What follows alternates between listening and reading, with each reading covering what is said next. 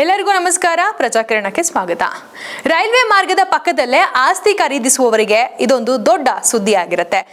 Railway ಮಾರ್ಗದ ಪಕ್ಕದಲ್ಲಿ ಆಸ್ತಿ ಖರೀದಿ ಮಾಡ್ತಿದ್ದೀರಾ ಅಂತ ಹೇಳಿದ್ರೆ 30 ಮೀಟರ್ ಬಫರ್ ಝೋನ್ ಅಂತ ಇರುತ್ತೆ. ಈ ವಿಚಾರ ನಿಮ್ಗೆ ಗೊತ್ತಿತ್ತಾ?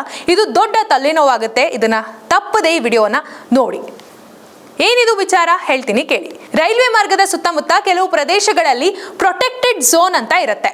ಅದನ್ನ ಏನಕ್ಕೆ ಮಾಡಿರ್ತಾರೆ ಅಂತ ಹೇಳಿದ್ರೆ, ಈ ಜಾಗದಲ್ಲಿ ಯಾವುದೇ ರೀತಿ ಮನೆಯನ್ನಾಗಿರ್ಬೋದು, ಅಪಾರ್ಟ್ಮೆಂಟ್ಗಳನ್ನಾಗಿರ್ಬೋದು, ವಿಲ್ಲಾಗಳನ್ನ ನಿರ್ಮಾಣ ಮಾಡುವಂತಿಲ್ಲ. ಇನ್ ಕೇಸ್ ನೀವು ನಿರ್ಮಾಣ ಮಾಡಬೇಕು ಅಂತ ಹೇಳಿದ್ರೆ ಸಂಬಂಧಪಟ್ಟಂತಹ ಪ್ರಾಧಿಕಾರದಿಂದ NOC ಕಡ್ಡಾಯವಾಗಿ ತೆಗೆದುಕೊಂಡು ಬರಲೇಬೇಕಾಗಿರುತ್ತೆ.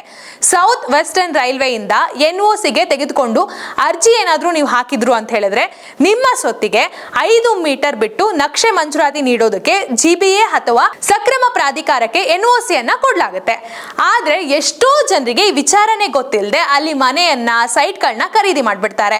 ಇಲ್ಲಿ ಗಮನಿಸಬೇಕಾದಂತಹ ಮತ್ತೊಂದು ವಿಚಾರ ಏನಪ್ಪಾ ಅಂತ ಹೇಳಿದ್ರೆ, ನಿಮ್ಮ ಬಳಿ ಖಾತಾ ಇದೆ ಅಂದ ಮಾತ್ರಕ್ಕೆ ಆಸ್ತಿ ಸಂಪೂರ್ಣವಾಗಿ ಸೇಫ್ ಅಂತ ನೀವು ಭಾವಿಸಬಾರ್ದು. ರೈಲ್ವೆ ಬಫರ್ ಝೋನ್ ನ ನಿಜವಾಗಿ ಸರಿಯಾಗಿ ಪರಿಶೀಲಿಸೋದು ತುಂಬಾ ಮುಖ್ಯವಾಗಿರುತ್ತೆ.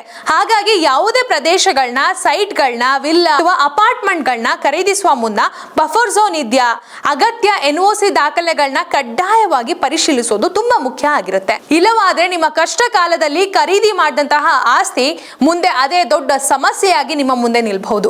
ಅದೇ ರೀತಿ ಯಾವುದೇ ಆಸ್ತಿಯನ್ನಾಗಿರಲಿ ಈ ರೀತಿಯ ಒಂದು ಬಫರ್ ಝೋನ್ ಅಂತ ಏನ್ ಕ್ರಿಯೇಟ್ ಮಾಡಿರ್ತಾರೆ, ಅದು ಏಕಂತ ಹೇಳಿದ್ರೆ ಸುಮ್ಮನೆ ಕ್ರಿಯೇಟ್ ಮಾಡಿರೋದಿಲ್ಲ. ಅದು ಸಾಮಾನ್ಯ ಜನರ ಸೇಫ್ಟಿಗೋಸ್ಕರ ಕ್ರಿಯೇಟ್ ಮಾಡಿರ್ತಾರೆ. ಅದಕ್ಕೋಸ್ಕರ ಏನೇ ರೀತಿ ಸರ್ಕಾರ ಯಾವುದೇ ರೀತಿ ರೂಲ್ಸ್ ತೆಗೆದುಕೊಂಡು ಬಂದಿದೆ ಅಂತ ಹೇಳಿದ್ರೆ, ಅದರಲ್ಲೂ ರೈಲ್ವೆ ಮಾರ್ಗದಲ್ಲಾಗಿರ್ಬೋದು, ಕೆಲವೊಂದು ವಿಚಾರದಲ್ಲಾಗಿರ್ಬೋದು, ಕಟ್ಟಡವನ್ನ ನಿರ್ಮಾಣ ಮಾಡೋ ರೀತಿ ಇಲ್ಲ ಅಂತ ಹೇಳಿದ್ರೆ ಅದಕ್ಕೊಂದು ಮುಖ್ಯ ಕಾರಣ ಇದ್ದಿರುತ್ತೆ. ಅದನ್ನ ಮೊದಲು ಕೂಲಂಕುಷವಾಗಿ ಪರಿಶೀಲಿಸಿ ನಂತರ ನಿಮ್ಮ ಮನೆಯನ್ನ ಕಟ್ಟಿ ನಿಮ್ಮ ಬಂಡವಾಳವನ್ನ ಹೂಡಿಕೆ ಮಾಡಿ. ಇದೇ ರೀತಿಯ ಇಂಟ್ರೆಸ್ಟಿಂಗ್ ಸುದ್ದಿಗಾಗಿ ನಮ್ಮ ಪ್ರಜಾಕಿರಣ ವಾಹಿನಿಯನ್ನ ಫಾಲೋ ಮಾಡಿ, ಸಬ್ಸ್ಕ್ರೈಬ್ ಮಾಡಿ, ಹಾಗೆ ಕಮೆಂಟ್ ಮಾಡಿ. ಧನ್ಯವಾದ.